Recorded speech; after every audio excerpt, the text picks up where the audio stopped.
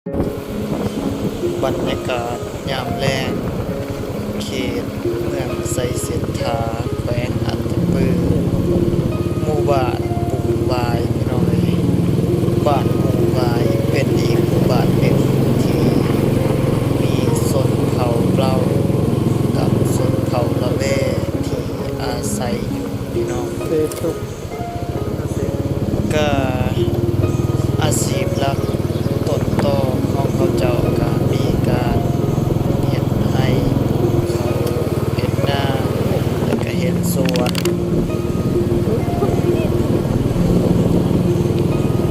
ก็มีประชากรหลากหลายพอสมควรสมเฮ็ดเพื่อนอยู่ตามแคมหิมแม่น้ำเซซุตามสมมีผู้คนที่เขาเจ้าได้มาอาศัยอยู่หลากหลายพอสมควรเขตหมู่บ้านนี้สำหรับยามฤดูแล้งเส้นทางก็มีขี้ฝุ่นขี้ไอเต็มไปตามเส้นทางรถใหญ่เที่ยวไปมาคนที่อาศัยอยู่เขตนี้ก็ลำบากพอสมควรได้นำมลพิษทางอากาศขี้ฝุ่นขี้ไออันสมกับสบายดีพ่อแม่พี่น้อง FC เมื่อสุขคนเด้อครับพี่น้องบ่ว่าจะเป็นพี่น้องทางภายในและต่างประเทศทั้งสมยินดีต้อนรับเข้าสู่ช่องหน่อยบ้านเล่าไต้เด้อพี่น้องมื้อนี้หน่อยบ้านเล่าไต้ก็พาพี่พาน้องได้มาติดตามรับชมภาพบรรยากาศยามแลงพี่น้องหลังจากที่หน่อยบ้านเล่าไต้ได้เฮ็ดเวียกพี่น้องมื้อนี้ก็ได้เดินทางกลับไปยามบ้านยามเมืองพี่น้องก็เลยได้ถือโอกาสถ่ายภาพบรรยากาศการเดินทางตามเส้นทางพี่น้องตอนนี้หน่อยบ้านเล่าไต้กำลังอยู่เขตบ้านปู่วายเด้อพี่น้องบ้านปู่วายเมืองไซเซ็นทาแขวงอัตตปือพี่น้องเป็นชนเผ่าเรากับชนเผ่าละแวแล้วก็มีชนเผ่าเราที่เขาเจ้าได้มาพักผ้าอาศัยและมาสร้างตั้งถิ่นฐานบ้านเรือนอยู่ตามเขตนี้ทางส้มก็สำหรับเรือนซ่านบ้านซองของพี่น้องประชาชนเขตนี้ก็บางก็เป็นเรือนไม้พี่น้องเรือนไม้ธรรมดาและทางส้มแต่ก็บางบอนนี่ก็เป็นเรือนก่อพื้นพี่น้องทางเถิงเฮ็ดด้วยไม้พี่น้อง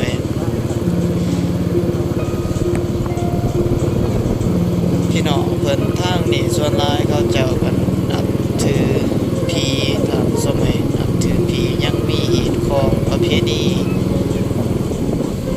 ที่เขาเจ้าได้สืบทอดนับถือกันมาแต่ปู่ย่าตานายและทำสมัยก็เห็น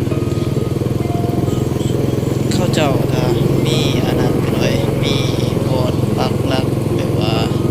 เป็นโบสถ์เฮ็ดที่เฮ็ดของเขาเจ้าทันสมัยก็หมู่บ้านนี้ก็ตั้งอยู่เขตแคมแม่น้ำเซซุเด้อพี่น้องฝั่งเบื้องซ้ายของหมู่บ้านเราใต้นี่ก็เป็นพุ่นและทางนั้นจะเป็นเขตหิมแม่น้ำเซซุพี่น้องในยามนี้ก็น้ำเซซุก็บ่ค่อยมีหลายทับสมเพราะว่ายามแล้งพี่น้องอากาศก็ค่อนข้างแห้งแล้งพี่น้องสำหรับเส้นทางก็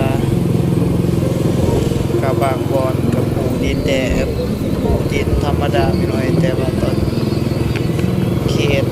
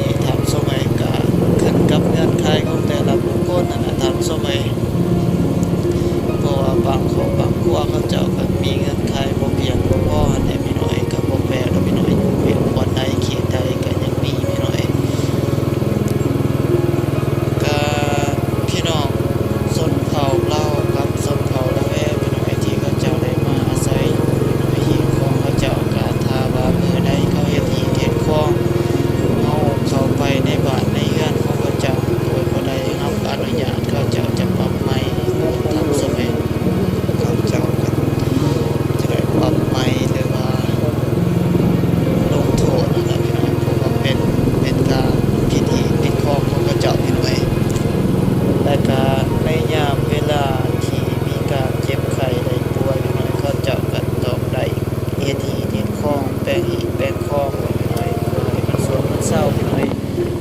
หลังจากนั้นถ้าว่ามันบ่สวงบ่เศร้าแท้เขาเจ้าจึงได้เดินทางไปกวดหรือว่าไปเข้าโรงพยาบาลหน่อยก็เส้นทางหน่อยก็คือที่เห็นและทำสมัยในยามฤดูนี้ก็ในยามฤดูแล้งหน่อยรถใหญ่รถน้อยเที่ยวไปเที่ยวมาก็คิดฝนใหญ่งอหน่อยไปก่อนก็ได้เปรียบหน่อยได้ไปน้ำหลังก็คิดได้เต็มที่ทำสมัยบรรยากาศยามแล้งหน่อยนี่ในตอนนี้ว่าเราไต่กับ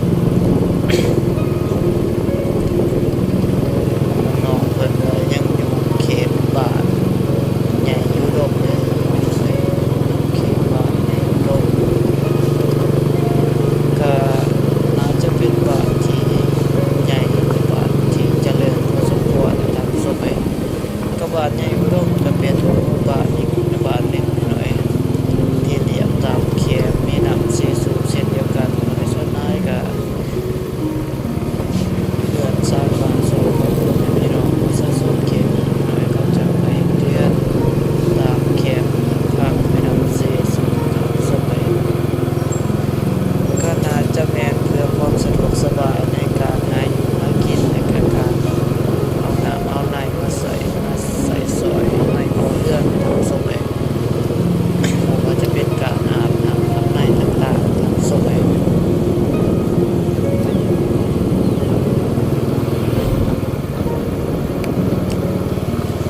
สำหรับหมู่บ้านนี้ก็เป็นน่าจะเป็นหมู่บ้านที่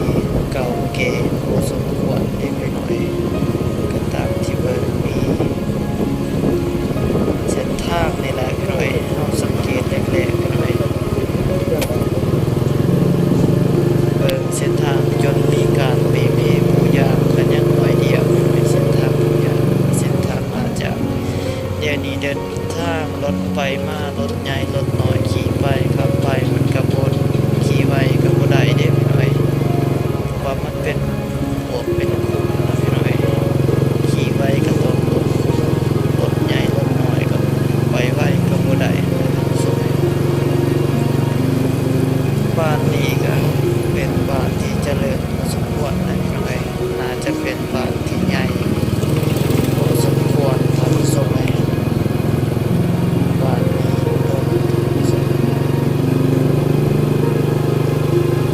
พี่น้องแถวนี้อาชีพหลักก็เส้นเดียวกันพี่น้อยคืออาชีพเขียนวาดลายก็มีประชาชนส่วนหลายเขาเจ้าก็เฮ็ดนาเฮ็ดไร่แล้วก็เฮ็ดสวนน้ำตกพี่น้อยการหาเงินหาค่ำน่าจะส่วนหลักๆในเขาเจ้าก็ได้คือหาหินอ่อนพี่น้อยเพราะว่ามันอยู่ไกลเด้พี่น้อยข้ามภูข้ามผาพี่น้อยเขาเจ้าก็ได้ไปดูมันพี่น้องเขตนี้ก็เขาเจ้าดูมันก็ยังเพียรดีๆเด้พี่น้อยหาเงินหาค่ำหาสิ่งที่เขาเจ้าทำสมัยอยู่เขตนี้ก็หมู่บ้านนี่ก็มี5-6หมู่บ้านพี่น้อยตามที่น้อยบ้านลาวไต่ได้เจอพี่น้อยแต่ว่าบ่แน่ว่าจะอันนั้นแม่นแท้หรือบ่พี่น้อยมีบ้านบุงวายบ้านใหญ่อุดมพี่น้อยบ้านดอนงิ้วพี่น้อยดอนซิมบ้านอื่นๆนี่พี่น้อยก็ต้องขอโทษขออภัยหลายๆพี่น้อยที่น้อยบ้านลาวไต่ก็บ่ได้จื้อละเอียดทั้งสมัยก็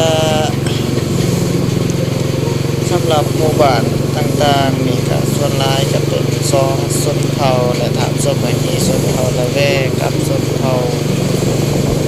เราพี่น้อย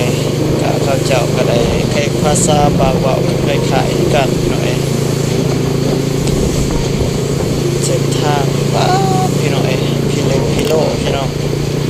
เบิกทางไปจนสิบ่เห็นถามสมัยขี่ไงที่พี่น้อยรถขี่ไฟเท่าใดก็แห้งไงเป็นถนัดถามสมัย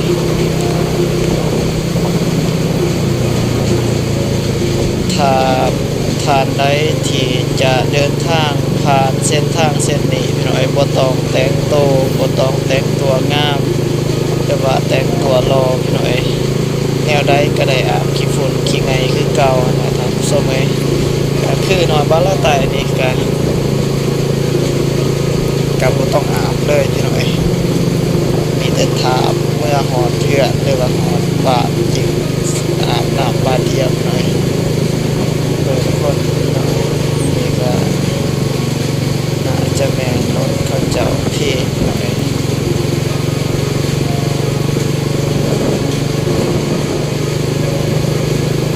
ขี่ไง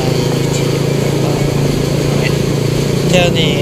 เทือนซาดบานซองของเขาเจ้าก็ยังเบาบางลงหน่อยกับผมคอยมีลายทันสมัยเพราะว่าแบบว่าเป็นระยะห่างนะครับสมัยอาจจะเป็นบางต่างครับสมัยเขตนี้ครับส้ม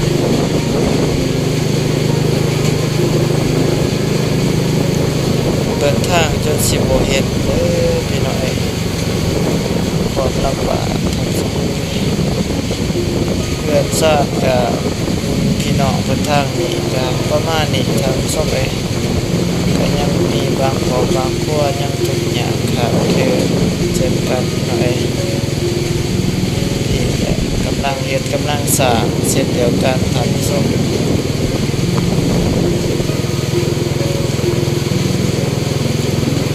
พี่น้อง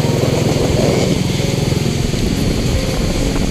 และพี่น้องก็มีเฮือนแบบดังเดิมทำส้มก็มีเฮือนทรงดังเดิมแล้วก็เฮือนใหม่ส่งใหม่เข้ามาพี่น้อยก็ขึ้นกับเมืองไทยทำสมัยส่วนไฟฟ้าอันนี้ก็เข้าหอดจอดถึงแล้วพี่น้อยไฟฟ้าเข้าหอดจอดถึงทุกมองทุกบอนพี่น้อยก็เพราะว่าน่าจะแมนแบบว่ามีบริษัทอันนี้อะไรพี่น้อยบริษัทส่วนกล้วยต่างๆหรือว่าบริษัททาโก้แล้วก็ก้อนนั่นพี่น้อยมันเป็นบริษัทที่เขาเจ้าได้มาลงทุนพี่น้อยก็มีให้มีเส้นทางและพี่น้องก็มีไฟฟ้าให้ไปหอดจอดเทิงทำสมัยพี่น้องชาวบ้านเงินได้หาบหนักรับนำหน่อยตอนนี้หอดบ้านดอนงิ้วพี่น้อยบ้านดอนงิ้วก็ประมาณนี้แหละพี่น้อยแถวเขตนี้ก็มีหลังคาเฮือนก็น่าจะประมาณอยู่สาวหลังคาเฮือนทำสมัยก็เป็นหมู่บ้านน้อยๆพี่น้อยทำสมัยบิดแล้วพี่น้อยบิดแล้วหมู่บ้านดอนสินหรือบ้านดอนงิ้วพี่น้อย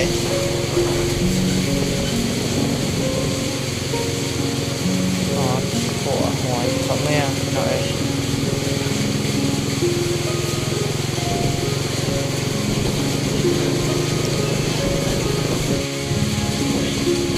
พี่น้อยตอนนี้ตัดมาอยู่ไก่สิหอดบ้านพี่น้อยเขตบ้านวัดหลวงพี่น้อยสำหรับคลิปนี้ก็สิ้นสุดลงเพียงเท่านี้เด้อพี่น้อยขอบคุณหลายๆเด้อพ่อแม่พี่น้อง FC ที่ติดตามรับชมซองหน่อยบ้านเล่าไต่แต่ต้นจนจบพี่น้อยคลิปหน้าพบกันใหม่พี่น้อย